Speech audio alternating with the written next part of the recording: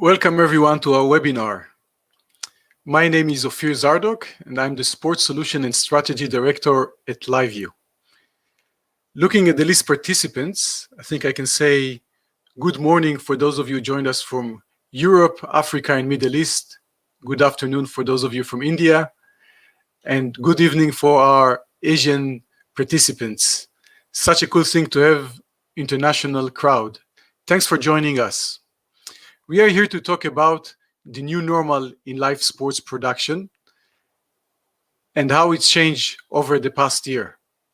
Learn from experts about their experiences and changes they have to make in order to adapt to the new reality, and listen to their stories from the field. If you sign up for this webinar, you should have received a free copy of our live sports production playbook. I hope you get the chance to read it. I think it provides some helpful insight into this new reality and how LiveU fits in. A lot of what is in the ebook is what we're going to talk about today. Before I introduce our guest, I'd like to say a special thanks to our event producer, Sarah Jacob. Sarah, can you join us for a sec? Yes. Hello, everyone. Hi, hello, Sarah. Ophir. Welcome. Great to see so many of you in the audience. Quite some familiar names and faces I spotted, but also new people. Always great to see new people joining the LiveU community. So I'm excited for the panel, for all that's to come. Just some quick information, tips from my end. We really want to encourage you to ask questions during the panel to make this a truly interactive panel. And you have different options for that. You could either use the text chat. This is a public chat. Or if you would just want to submit a question more privately, you can use the, just click on the questions icon that you can see. Yeah, and should you come across any technical issue, just raise your hand. There's a separate icon for that, and someone from the LiveU team will be with you shortly to assist you with any tech issues you might face. Cool, So, Sarah. Yeah, that's Thanks it so from my much. end. Yeah, and I'll see you guys later. Have fun. Cool. Thank you. Cool. So as Sarah mentioned, we encourage you to pose any question you may have on the chat. We will make time in the end to address your questions and also let you to go on stage to ask your questions for those of you who are not too shy. Yeah, and now without any further ado, let me introduce you to our special guests who are joining me today. First of all, I would like to introduce Alessandro Reitano. Alessandro is the Senior Vice President of sports production at Sky Deutschland and the President of SVG Europe. Thanks for joining us, Alessandro. Thanks for having me, Ophir. Much appreciated. Thank you. Thank you. I mean, you guys at Sky Deutschland, quite advanced thinkers and have really cool stuff under your hood. Maybe you can say a few words about Sky Deutschland. Yeah, obviously, yeah. I mean, Sky Germany is a pay TV provider here in Germany, the largest one.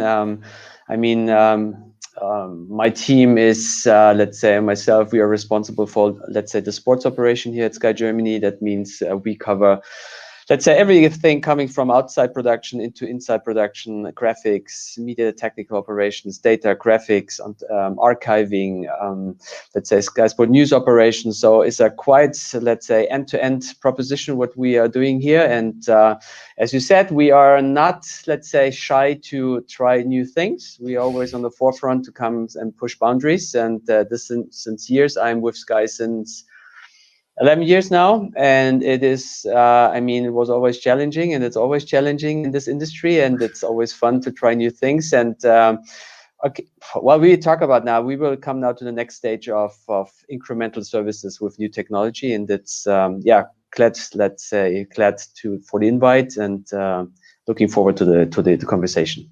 Thanks, Alessandro. Very interesting. We will certainly dive into that further, in our conversation. Sure. So next, I would like to introduce you to Tamir Plachinsky from Griiip. Tamir is the CEO and founder of Griiip and has wide experience working with LiveU. Hey, Tamir, how are you? Hi, Ophir.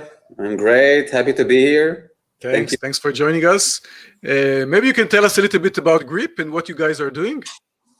Sure.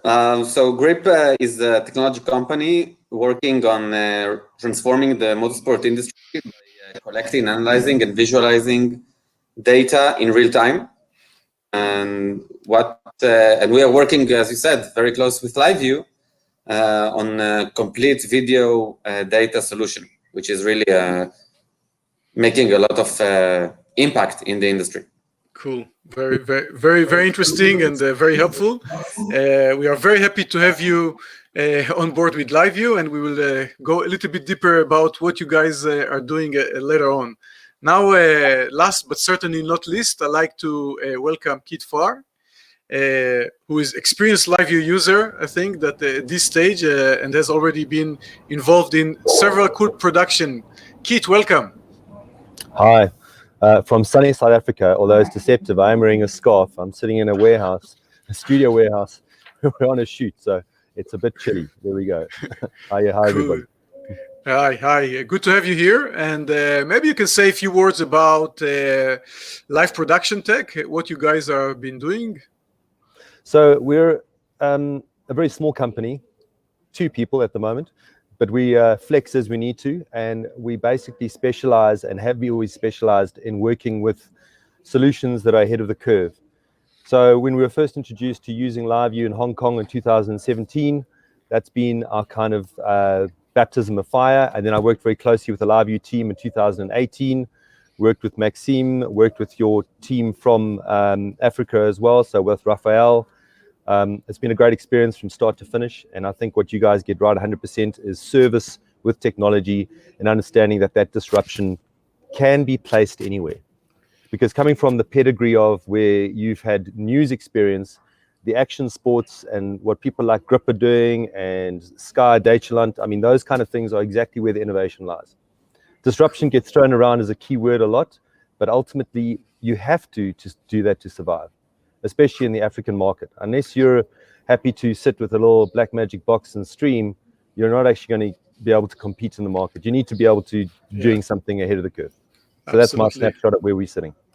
Cool, thanks. And I think that when we talk about adopting new technologies, we will talk a lot about it, especially during COVID time. So thanks, Kit, much appreciated. And thanks again for all the participants for joining us. So now moving on to the main topic, as many in the industry know, there have been major changes in how live sports video is being produced. This new reality has forced, or rather expedited, the adoption of new technologies, as Kit just mentioned, especially in the sports production world. So I'd like to start with you, Alessandro. Sky Germany. Hey, Alessandro. Hello. Welcome back. Welcome back. Cool. Yeah, I mean, Sky Germany teamed up with LiveU to do to test some 5G next generation sports production. Can you share a little bit of your experience from that? Sure. I mean, as I said in the intro, I mean, we are not, let's say, shy with, let's say, pushing boundaries. And at the end of the day, the inspiration for the 5G really end-to-end case to the customer came from what the NBA guys did, I think last year let's say, with you together in one of the basketball matches. And we were thinking, okay, we are somehow evaluating a little bit the 5G market in Germany. It is growing, it is deploying, it is not there yet, but there are, let's say, certain possibilities where we have with telcos in this country.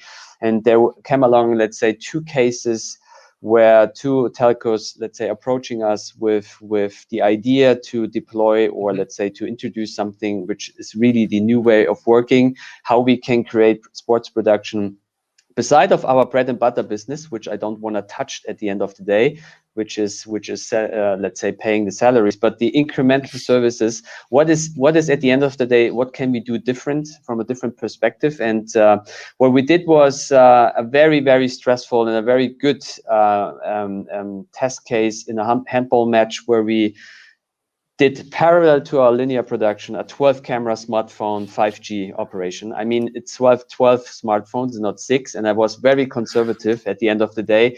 My team was always pushing me and saying, no, we do 12. And I said, oh, 5 maybe. No, we do 14, we do 15. No, okay, at the end of the day, we end up with 12 cameras. And then what we did was, let's say, broadcasting parallel to our linear production, a fully end-to-end product to our OTT customers at the end of the day, together with Telefonica O2. They provide us with dedicated 5G bandwidth. And it was really good to see, because at the end of the day, what you're normally doing from a perspective like a traditional legacy broadcaster, you're approaching topics, covering a match like you always do. So you know your positioning, you know your direction, you know how to implement cameras. In that case, operating with smartphones, you can, let's say, you can stress everything and every mindset in the team, because you have to cover the match in a different way.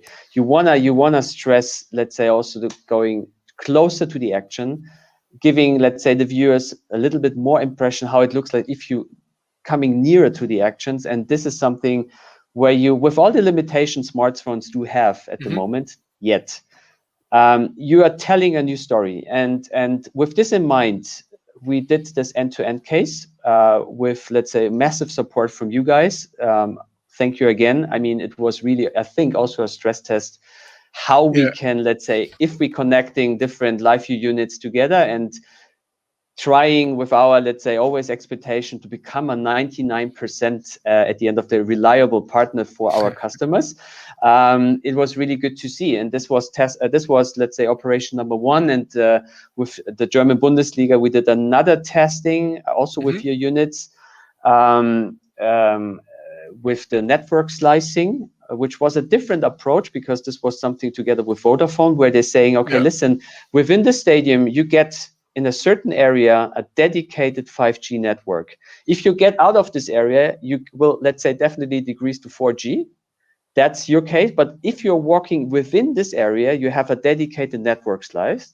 And it was also interesting to see how reliable and let's say, at the end of the day, how physical, let's say, agile we can implement, let's say, smartphones also technology here, but also combining it with traditional broadcast cameras, and bringing this to a cloud service production system in the cloud, and cutting a full football match in the cloud. So those 2 cases, what we, let's say, implemented first, I would think, from a really, really tough end-to-end perspective in Europe, but also the network slicing were very, let's say, 2 of those 5G promising testing what we did, and definitely more to come.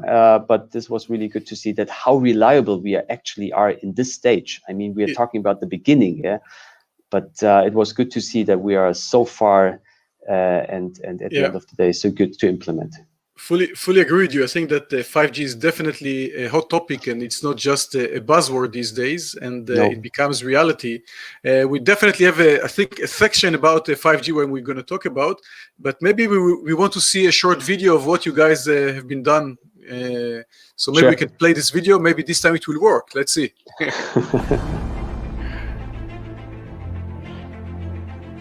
Heute wird so richtig gezaubert, denn so wie wir ihn heute Handball präsentieren, wurde noch nie zuvor in Europa ein Sportevent abgebildet.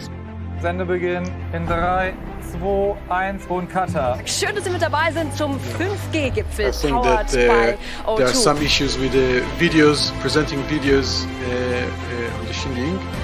Ich bin natürlich super stolz auf die Europapremiere. Zum ersten Mal 5G bis zum Kunden gebracht, neben der klassischen TV-Produktion. Das gab es so noch nie. No worries. I think that you definitely gave us a very good explanation about how you use the smartphones and how it was fantastically used and how you got. Der uns ermöglicht hat. Aber auch an LiveU, unserem Partner für das Streaming, beziehungsweise auch Singular Graphics für die Grafik.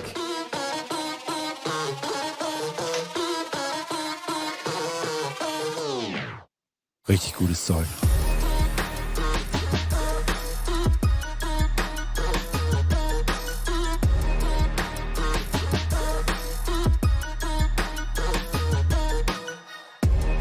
Jetzt bist du ganz nah dran und gehst halt mit. Da hast du eine Dynamik, die halt rüberkommt, wie schnell das Spiel eigentlich wirklich ist. Eins ist super, ey. Das sind geile Bilder, wie die Torhüter auf dich zulaufen.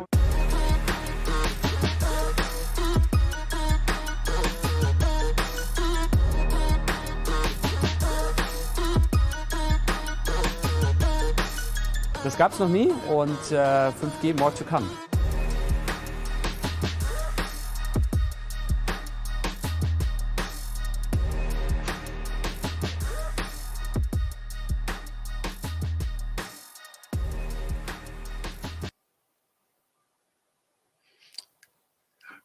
Cool.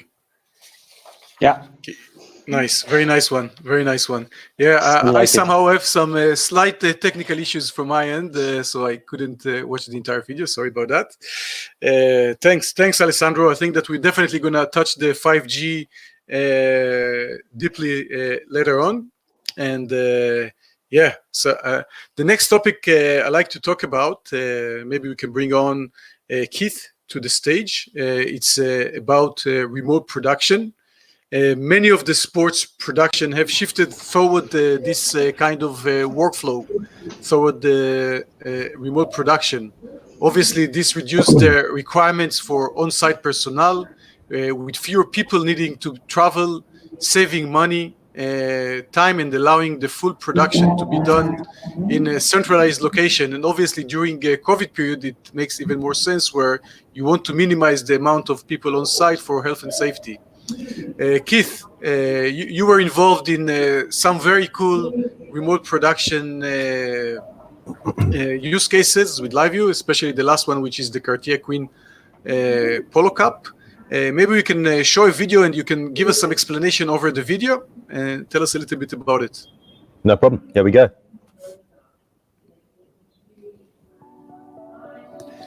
So during this time, the client that we were working for obviously had the contract to do this work over the last 10 years, but then couldn't fly to the UK. So we just sent units to the UK and hired units in the UK. We then allocated camera operators, and we also we did a nice POC with the 800, as you can see. But we were able to then set up our studio just outside Durban in a place called Bolito. 200 meg line. We could pull down all the cameras. We could remotely mix them. So we were going 1.2 second delay, which was fine. We then had our crew sitting in India who had been sent an SRT feed, who were then doing Google Dots update, speaking to our graphics package. So we had graphics updating in real time. You'll see here as well, that's just the studio, but we had fairly young crew as well on site in the UK. And they were able to then very quickly integrate all the equipment quickly and easy into the equation. I mean, that's the thing about LiveU. You don't need to be technically apt. If you're a camera person and you're intimidated by using a box, suddenly you're in the equation. We then also, in real time, were able to share our content, obviously separate to LiveU. We were sharing our content to our Argentinian team who were doing the live edit. We then integrated that into the workflow. So during our play out, which was a live stream that was then accessed via paywall and also sent directly to the Queen, and obviously sadly with the passing of Prince Philip, to him as well, that was then sent, and they were able to then watch the game. We also were able to, with SRT, send a signal directly to the umpires and the refs who were on the sideline, so we could send them the replays, so they could then, if they had a penalty that they needed to reassess, they could then look at that immediately as required. But everything was run from Bolito outside Durban. So we were able to, with the crew on 5 to 6 on the ground, able to do something which normally would have taken 10 to 20 crew. So our studio staff was only a complement of 3. So we had one on mix, one on LiveU, and one on replay with graphics. Amazing. So, and again, what's happened over the last 5 years, I mean, it's almost what happened with DV technology disrupting Hollywood back in the 90s, is that they had hardware requirement of having a full warehouse of equipment is no longer a requirement to actually do production at a high level. But I'm going to be very clear on this. We shouldn't be taking away about the ability of the human on the other side of that piece of kit. Obviously. Because ultimately, as Alessandro has demonstrated as well, you can have 15 or 12 cameras on a mobile phone solution, but if you don't have the right people operating it, you're actually nowhere in the game. So for us, we can offer as much of a technical solution using LiveU and integration of data, graphics, live, using various iterations of software and whatever we want to do. But unless we have the right staff in the equation, unless we also pay respect to the fact that the camera has to be run properly and that you have to get the right image and use the right camera for the right job. So it's no point having a GoPro being used on a wide when in fact you could be using a GoPro on the bottom of a bicycle to get that shot that no one else can get. So it's also putting the camera in the right position. That's why as a production company, we see the full circle. And again, it was mentioned by Alessandro in terms of the narration of a story is so important. You've got to tell the story and the images need to speak to that. So if you can get an image that no one else could get into the equation and support the storytelling, that's what LiveU facilitates. And it enables, we've actually been, I suppose in many ways, we've been preparing for COVID before it happened because we've been heading towards remote production since 2017. Because for us to run budgets in Africa, you've always got to be considering what are the things that you can cut, what are the things that you can be more efficient on. And if you can save on travel time and save on travel setup time, if you can then set up 15 minutes before an event rather than a day and a half before an event, you're in the game. Yeah, so absolutely. The only last thing I was going to say is the biggest challenge we face, and I think again it's the challenge that a lot of production companies face. They may have spent hundreds of millions of dollars on equipment, and for them they want to use that equipment. But actually, the shift at the moment in the next year or two, and already has happened, is that you don't need to be using all that hardware. And that's a big paradigm shift and a big decision. That's a business level decision for a lot of companies, in my opinion. So that's the challenge that is ongoing. And how do you rationalize such a big paradigm shift if you're seeing that you're not taking all your kit out the warehouse? That would be my takeaway from all of this. Brilliant. I really like your answer on so many levels, and we will touch the remote production later on in the session. One of the things that I'm definitely taking is the human factor. I mean, obviously we are talking about remote production, reducing amount of people on site, but still the human factor is critical here, and we will definitely elaborate about it more. I want to bring Tamir on stage from Griiip, yeah. Hey, welcome back, Tamir. I think that motor racing was one of the first sports to come back. Did you have a lot to adjust once you returned with the motorsports? I'm not sure about that. It was one of the first to return. Of course, no audience, and that's only increasing the value of the media you need to convey to those fans that cannot really get closer to the sport. What we are doing, actually, we are starting this year with you, together with LiveU, to implement our joint product. Our product is called Ramp. It's a digital racing media platform that generates many data insights and graphics data, and we added to the video in. And that's a big thing for motorsport. We need to understand that motorsport in this changing trend to more digital and engaging viewing experience is lagging behind other sports. Solutions are very expensive, are not really scalable. So a lot of racing series at the end are left behind. And this is a game changer. We've been working with racing series. We go to track tests. We install a LiveU unit on a race car and show them in real-time video. They are like, they are amazed. And we have seen, like, you see a car running in real time, and then the driver is crashing into the wall, and his pit crew just see it in live and go and bring spare parts in advance. So it's just an example, but it really track time much more efficient for the teams, and not talking about the way that you can create much better media broadcast with onboard video from the cars. Yeah, absolutely. I think that definitely, the storytelling around the sports in every production, but especially in motorsports production, is quite important. And the way you guys are doing it, in such a cost-effective way, where you can target not only the top tier, not only F1 can have onboard camera and a lot of statistics and analytics to the viewer, is really fantastic. maybe we can see a short video about you guys and what you've been doing to get us into the atmosphere a little bit. Yeah, sure. Let's see that.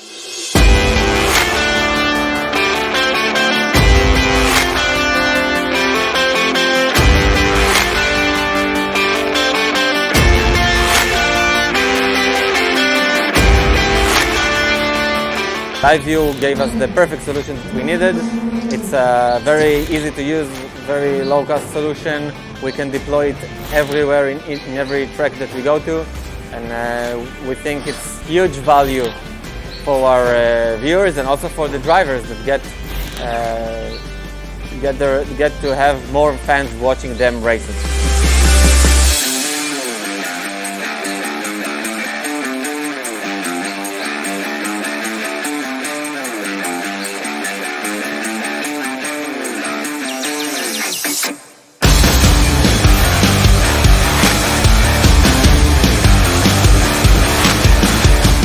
The LiveU system is very, very nice. It's something that really contributes a lot to the fan experience that following us all around the world. They can just connect into the Facebook and see live the onboard videos from the cars, which is something that is really, really amazing. And it's never really been done until this year in Formula One, that you can really choose which driver you want to follow live during the race. But it can also be a little bit bad if I need to curse because of a bad moment during the race, so need to watch out for language during the race. But it's very, very nice.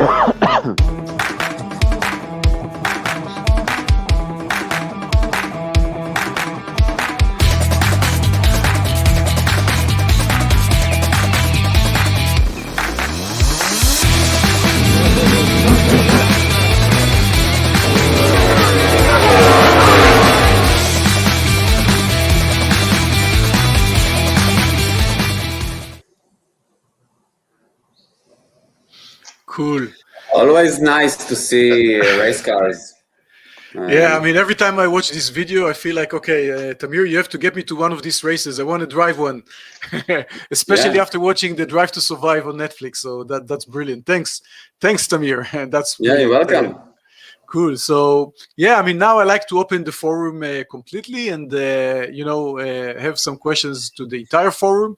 I mean, obviously, LiveU is helping to adjust to the new normal with our technology. However, I'm curious to know, aside from LiveU's solution, how has technology played a role and helped you guys to adopt to the new normal? Alessandro, maybe you can start.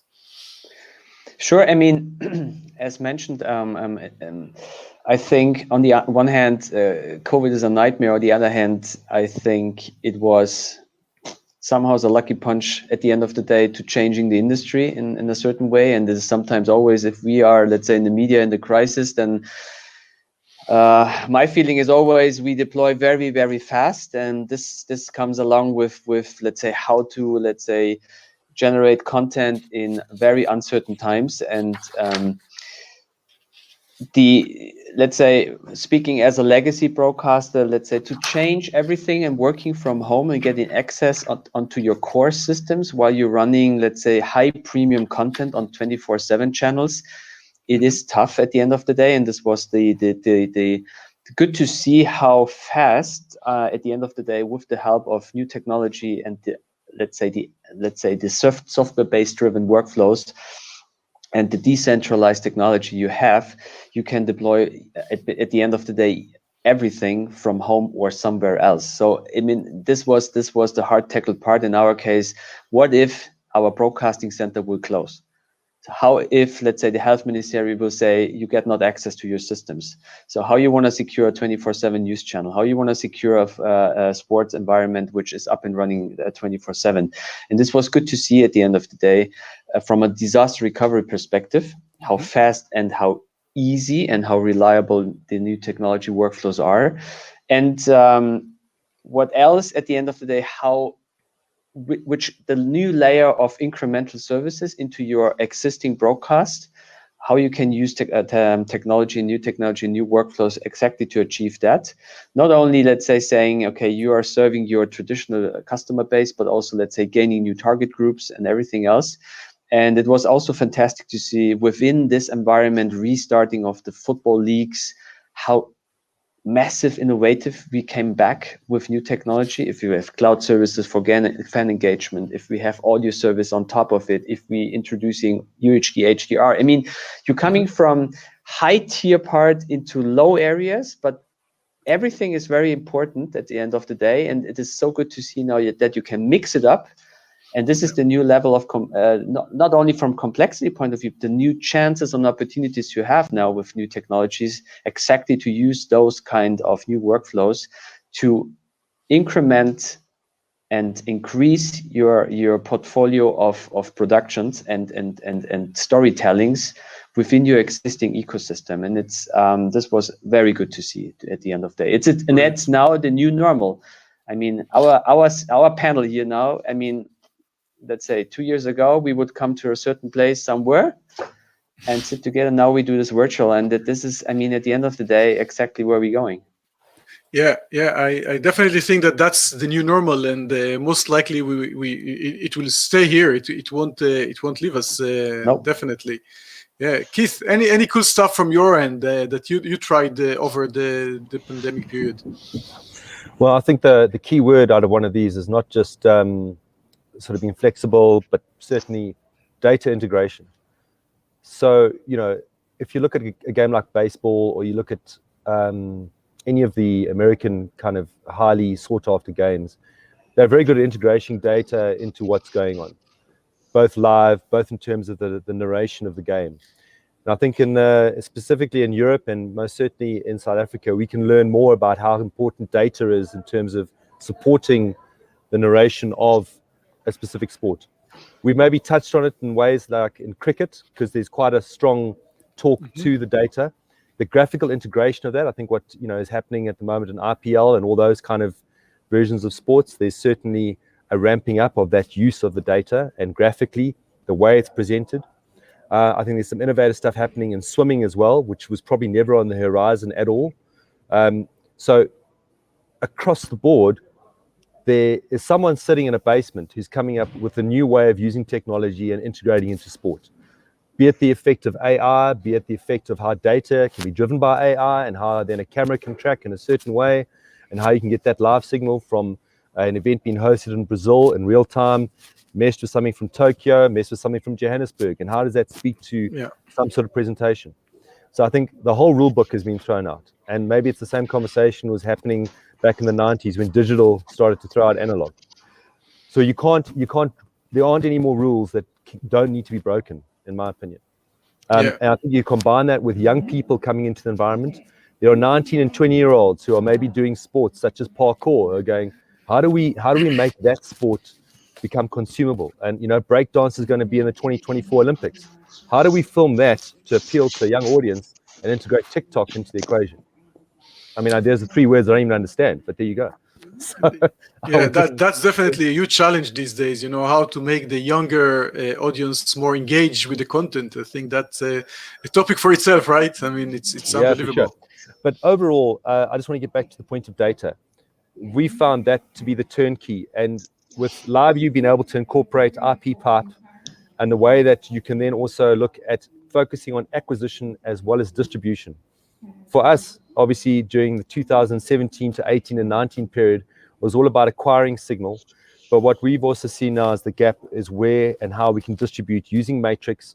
How can we have our content, which we produce, available for a global consumption? We previously, obviously, there was only over-the-top delivery systems, but now also using Matrix, being able to partner with the right broadcasters to deliver top-line polo to the rest of the world, for instance. So for us, that's also the opportunity which we see growing using the LiveU platforms as well as all the bits that go with it.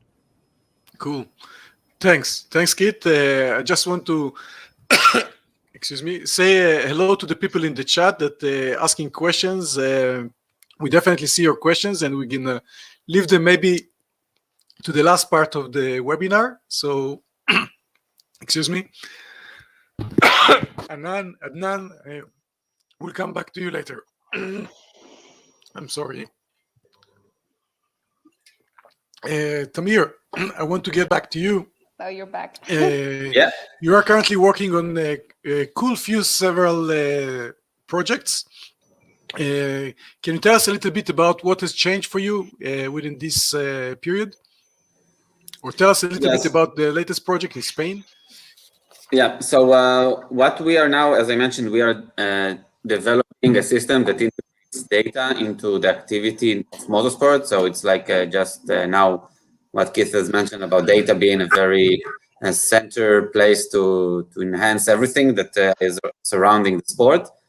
And this platform we are now installing on the Spanish Formula 4 racing series. It's a entry-level racing series for young drivers to start their career.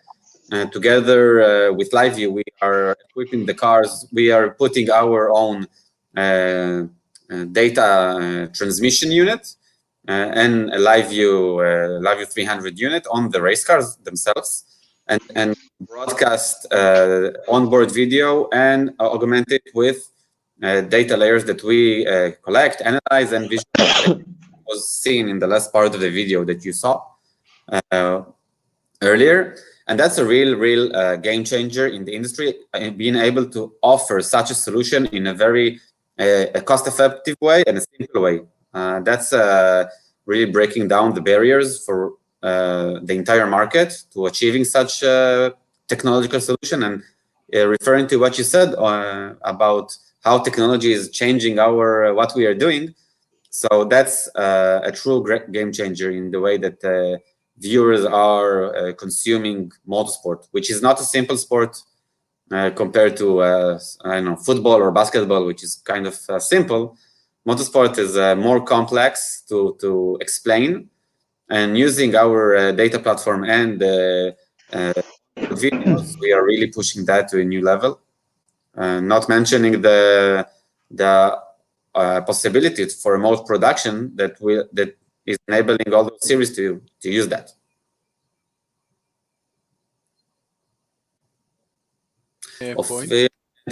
Yeah, now we can you hear me now? Yeah, cool. Thanks. I think that the remote production part is really interesting in general about the storytelling and how basically to make the sports accessible to a lot of people, also to the younger generation. That's pretty cool, and what you've been doing is really amazing. Coming back to the remote production, Keith, from your perspective, did any one of your clients was opposing a remote production setup when you tried to do that, or was it something that came quite naturally to them? All of them opposed it. It was a starting point. We had to, and you know, it's totally understandable. If you were used to going shopping and you've never done online shopping, that's a big change. And for a lot of people, there was a paradigm shift, however you want to call it, any cliche into the equation. They had to grow with that. So especially the bigger companies who, you know, the super sports of the world, so the guys who do all the big production in our context, they still aren't interested in doing that because they want to drive a big OB van, plant it, and make it happen. I just don't see how that's sustainable in many contexts, because there's also a critical price factor. And I say this as a small company, I don't see how that is sustainable unless you're getting big money into the equation. So there has to be some sort of flexibility, especially if you're taking care of second tier, third tier sports and all the other iterations that are going on. So for instance, one of the sports that's growing in South Africa at the moment is netball, in the female sort of focused environment. And then we've also got female soccer into the equation as well. The full thing that is looking at happening there is that you've got a niche market which actually wants to watch that particular sport, but it doesn't fall into the first tier, maybe not even second tier level. So the only way to get that produced is to use a solution like LiveU, remote production. Your price point comes down. You can then have the right sponsor involved. But as a production company, we now become the conjugate where we have the product, and we've also got to be responsible for trying to find the sponsor. So we end up being almost an events management as well as production company to close that circle. So for us to actually then have a holistic approach of the narration, we've then got to speak the right language to the marketing company and get them to understand that instead of them spending X, they can spend half X, but still get value Y. So it's that equation you've got to get balanced in terms of the business solution. Yeah, cool. That doesn't sound too esoteric. It's kind of balancing those acts. But now no longer are you dislocated from the sponsor? You're actually directly speaking to the sponsor, because the Yeah. only way you can get them to be involved in tier 2 or tier 3 sports is by having that conversation. They see the value. Yeah, I think definitely, commercialization of sports is definitely a big thing these days, and I think we will get to that, especially about the recent news in football, as a small earthquake happening now. But Alessandro, I'd like to coming back to the remote production part. Do you think that leading sports broadcasters like Sky Germany pivot to a full remote production moving forward, or will you will do kind of a hybrid solution, or how do you see remote production for you guys? It was bring context in here. So we started remote production, remote operation, Remy, how you call it, 2010, first time for the World Cup in South Africa, where we, let's say, played a platform, let's say, remote from out of Munich. So it was and it will be definitely into our, let's say, Pro A. This is a kind of a principle we introduced. Whenever we can produce remote, we have to. It is not something to convince people always. It is more, let's say, a kind of a principle how we want to operate, and not always coming from cutting costs or now you're finding good argument with sustainability. Everything is, let's say, a 360 approach. How you can produce the best, well, let's say, what is the best possible way to produce your actual content? And there will be always some compromises between a high level tier A, Champions League quarter final or final. This is handmade, this is crafted. You need OBs, you need everything, everything what you can have to secure the best, let's say, the best possible reliability for the product, because it is a different, if a federation comes up and say, listen, I have a product, it is tier 4, tier 5, I have two options, it not shown, or I have an option with technology to be seen. It is totally different if you come to say as a premium pay TV subscription where you're selling subscription up to 40 euros. We say, listen, I need a reliability on the product over near to 100%, and this with 25 cameras in UHD HDR.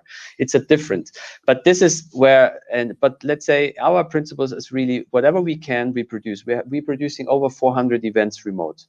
So this is the whole handball league totally remote, and we're talking about really high level, the fully Formula One, fully remote. So it is nothing where we say, okay, we have to convince people. Seeing, let's say, the people, or let's say our crew members, but even talents, everyone, they're seeing the beneficial part of remote operation, not only from a travel perspective, but also how many services I can bring up while I have the content in my production center. And while I'm producing, I can produce, let's say, certain 5 other feeds for different target groups. And this is possible because I have every content sitting on my production desk and every content within my environment. I delocate it, I'm centralized, and I can produce more. So it is really into our DNA. It is always a buzzword, but it is like it is. It is kind of a principle we introduced, and we will go along and we'll see how we can bring more remote operation. Our friends from Sky UK producing Premier League totally remote. So this is nothing. This is also a point here to stay, and it is more a question of balancing where it makes sense. And if it makes sense, and you clicking the boxes and say, yeah, it makes sense, then you have to go for it. Cool. No, that's really interesting. I think that a lot in Germany depends also on the good infrastructure that you have. Yes. And everything that you have around you, and that in certain countries we see that the infrastructure is not sufficient to support such use cases, and obviously in many cases they use LiveU for that because the entire infrastructure is a bit challenging. But and Ophir, by the way, I mean, we're using backpack technology since the start of Sky Sport News.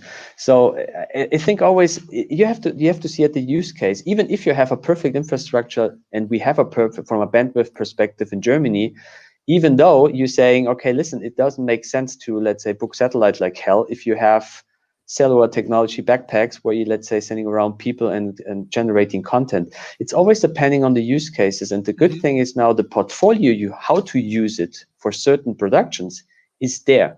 It's not like 10 years ago where we said, oh, it's uncertain how we can use smartphone technology for Sky Sport News, for instance.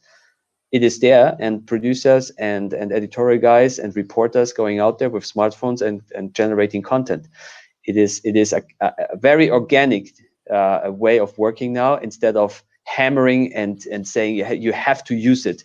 So, and that's the good thing at the moment, and and we will see more development in the certain areas. Yeah, no, cool. Thanks for that. I mean, obviously, I have so many more questions to you, but I definitely want to open the stage to the people that actually joined us here in the crowd. Sarah, maybe you can join us on stage and help us a little bit with the questions from the audience. First of all, maybe if anyone is not shy enough to come on stage and ask a question, is there anyone who wants to come on stage to ask a question? We are opening a podium for any one of you who wants to join. There's a free spot for you. Yeah, you just click on it and you're up there. In the meantime, I'd like to raise a question that was submitted by Eric. And Eric asks, how about low latency return circuits? I think this question goes to Tamir, but pretty much the entire panel could probably say something about the latency topic. We're talking about broadcasts in sport, where we know every millisecond is highly critical. If I can answer that, it's not. It's important to have low latency for those people at the track, but if you're on the track, the latency is less of an issue. On the working with LiveU, we reach latencies not that big, like several tenths of seconds, and that's pretty good for all the customers' needs, like racing series, broadcast streaming races on the internet. So it's not an issue whatsoever. Data-wise, we reach latencies of less than half a second, so that's pretty good. Okay. Cool. And I see we have a guest up here on the podium. Hi, Eric. That was actually you that asked the question, right? Yeah, I asked the question because in the new LiveU 800 system, you have return circuits, so it's not a broadcast. So you have 4 live feeds, but there's also a return circuit from the broadcast station to the camera. Is it possible to get shading on that, or data, or for example, a return circuit for a reporter? Yeah. So I think that what we currently have, I think that also Keith mentioned it before, what we call the IP pipe, where we open a certain channel between the MCR, the studio, to the field, and via this channel you can basically transfer. You can remotely control PTZ camera. You can transfer. You can do attach to a shading system. There are different ones in the field, and there are plenty of other options. What you can do with this IP pipe. So definitely there are options with the LiveU800. It's not only for the LiveU800; it's for the entire LiveU ecosystem. So yeah, hope it helped give you a good answer for that. Thanks, Eric. Thank you. Sarah, maybe you can give us some other questions for the crowd. Yeah, we have Paul Donalds was asking a question, and he wrote, do you think that COVID has changed the way that live sports are produced forever, or will we at some stage go back to pre-COVID productions? So that's an interesting one. What's going to last? Who wants to take it?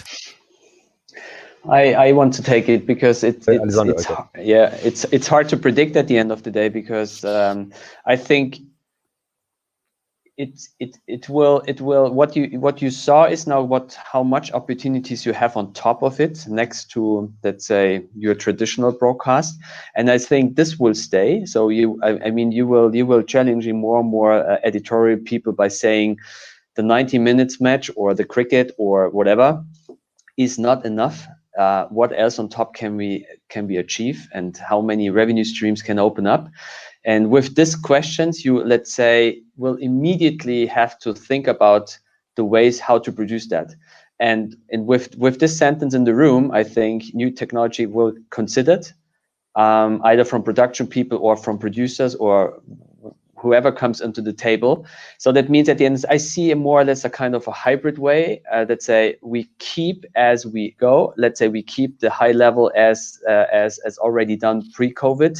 We saw during COVID what comes on top, with very light-footed, by the way, with things we can't expect or we didn't expect, and this is here to stay. That's why I would predict kind of 10 years of normal, but with a very, very hard impact every day, with new ways of working, which brings you to the next level. And a certain time, we call it internally here, this is a transition phase. And I see tons of opportunities. Okay. Brilliant, thanks. Very interesting. We actually received also chat entry from Adnan. He didn't ask a question. He just wanted to say hi. So Adnan is based in Saudi Arabia, working for Sport. So hello, back to you, Adnan. Glad you liked the discussion. Feel free to jump up on the podium anytime if you have any open questions. Now, Christian Voss was asking a question that's that's more related. It's more of a formal question, I would say. He seemed to really like the videos we were playing, because he's asking if he could get access to the videos from the that we showed during this event. So this should be doable. Just send over your email, and we'll take care of that. Happy to hear you like them. Let me go back to the text chat just to check if there's any new questions. Yeah. In the meantime, I like to ask Alessandro a question. Alessandro, I think that now we have the most sizzling topic in the world of sports, which is around the Super League. Okay. As some of you may heard, I know it's a little bit off topic, but still it's an interesting topic for us. I would be interested to hear about what is your opinion on that, and whether it's going to change, the broadcasting landscape in football in Europe. Gosh, this is yeah. I mean, it is indeed not technology related. So this is really my personal opinion on that. Now, nothing which is, let's say, corporate. It's really personal. I think this was an earthquake news. B, it is ridiculous, insane what's going on there, because I think personally, this is a very elite 12 club money machine. They're looking for other clubs joining, and they want to, let's say, get more money out of something, back-funded by banks in the US with no relation to anything in European football. It is really hard and really tough. And if this comes, it will more or less, this will a social change, not, let's say, a production thing, because, well, you will find a broadcaster with jumping in and say, we are producing the matches, that's it. And you will find always broadcasters will, let's say, get the feed and will broadcast it.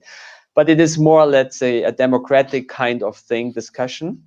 That's why I do not like it personally. That this has to be stopped. There are many comments out there from governments, but also, let's say, from let's say, football players, and also, let's say, my feeling is nobody is really comfortable beside management and CEOs in the clubs. But if you're asking coaches, players, they're very, very, let's say, what's going along. So it is a very bad development but as I said, it's a personal opinion, and I do not get it. And to be honest, this is nonsense. Yeah, really nonsense. I completely agree with you on that. And it's all about commercialization of sports. Absolutely. And that's something that that's nice. But if we are talking about commercialization, Tamir, I do have a question to you.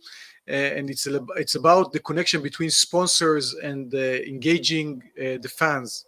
I think that you guys telling a lot of stories around, try to build a story around the car racing and everything which is associated with that. can you give us some good example how you managed to engage more sponsors to certain places because of your solution, thanks to your solution? For us, we have been implementing first our platform in our series, the G1 series, which ran in Italy, North Italy, and thanks to the fact that we took like what you can call a very regular race broadcast, which is just showing cars going around the track. It's not very exciting. You can get a lot of those kind of content. But when we augmented it with our data layers and started to extract those insights and stories about what's going on the race, that became very, very attractive. So we managed to close a deal with ESPN, and they broadcast our races in their D2C platform, ESPN Plus. Thanks to that kind of exposure, we also managed to attract a very, very big sponsor. Not common in motorsport, which was an Israeli tech company called Farr. And that's a very good case study because usually in motorsport, when you talk about sponsors, it's pretty much a closed group of companies that are already taking part in sports in some way. I'm not talking about Formula One or something. I'm talking about the 99% of the market outside Formula One. So you see the tire companies and oil companies and those kind of sponsors. And when we take this video transmission and add digital layers to that, we are able to arrive to new audiences and as a result attract new kind of sponsors to the business. And this is one of our key benefits that we are presenting to customers. Motorsport sponsorships is a big industry, and our product together with LiveU will increase this market segment. Cool. Thanks for that. Maybe last question for the three of you, if you can answer really shortly, because we really got to the top of the hour. I'm really keen to hear about your outlook for future in live sports broadcasting. You know, one thing that you think that will stay with us now after the new norm. Kit, maybe you can start. What everyone said so far is that we are definitely. Can you hear me? We good? Yeah, I can hear you. I was going to say, I think overall, what COVID has done is certainly enhanced and fast-tracked all the innovation that was required. So as has been mentioned, we've gone up a hill, now we're in a plateau, and I think there's going to be a whole vista of stuff that the innovation can be applied to. Our main objective in the next few years is to concentrate on differentiating what we do to everyone else, and to constantly be looking at what is the next bit of technology that's going to innovatively improve presentation and improve the storytelling, and certainly look internationally at how we can mesh and work in partnership with more broadcasters across the world. Because I think the key word here is also niche. If you've got someone who's filming netball at a high level and that's got an appetite in Australia and New Zealand and maybe up and coming in Pakistan, that's where we want to be. So that's where we're positioning ourselves. Thanks, Kit. Alessandro? It's a very exciting time for us, and where we want to concentrate is really, we know our, let's say, usual bread and butter business very well since ages, and we're all dinosaurs somehow in that. And the good thing is now there comes a level of tools into that which makes your product more and even more attractive. And this is something where we want to concentrate. We see all the opportunities. Automating highlight clipping, data integration, different feeds generating out of one, let's say, OB truck instead of one, instant highlight feeds immediately produced. I mean, all tons of things, enhancement, which we, let's say, dreamed of the last 5 years, where we're coming, and now all the tools are there, but they are not baked in seamlessly in the ecosystem. And this is why we want to concentrate now. If you're looking into the ecosystem and you see there's the ways, well, your workflow chain is not there yet and which tools are missing. And this is exactly our job now, to see, okay, cherry picking out of the tools and bake it in very, very seamlessly into an organic workflow, and then producing tons out of tons of clips or everything out of it, while you're watching your 90 minutes match and driving fan engagement, driving new products. And this is a very exciting time now, and this is where we want to focus. Cool. Thanks, Alessandro. Tamir, your last few words? Yeah, just reflecting on and adding to what was said. I agree totally. New technologies that we are able to utilize, like IoT and big data and video transmission, transforming the way we are experience our sport, motorsport, and that's a very, very exciting times for sure. Cool. So yeah, I mean, first, thanks everybody in the crowd, and thanks for those who raised the questions. I think that we will have to be it for today. I mean, our guys here have some productions to do, to get to. So I would like really to thank Keith, Tamir, Alessandro for joining us today. That was really great conversation, and points were brought up. Many of which we addressed in the ebook that released, and that's really, really cool. Thanks so much. And I also want to give another special thanks to Sarah, that this event couldn't happen without her. So yeah, thanks very much, everybody. Really appreciate you joining us. And Sarah, any few words? Last words? Not really. I just want Thanks, to Sarah. note. Thank you guys for joining and providing all those insights. Just a few words. I saw that Renata tried to join the panel. Unfortunately, we couldn't hear her. So Renata, if there's any unanswered question, just post it in the chat, and we'll make sure to get you an answer. And with that said, thank you everyone again from my end. Thank you, everybody. Thank you. Thank you very much. Thank you. Thanks very much, everybody. Take care. Be Cheers, well. bye. Thank you. Bye.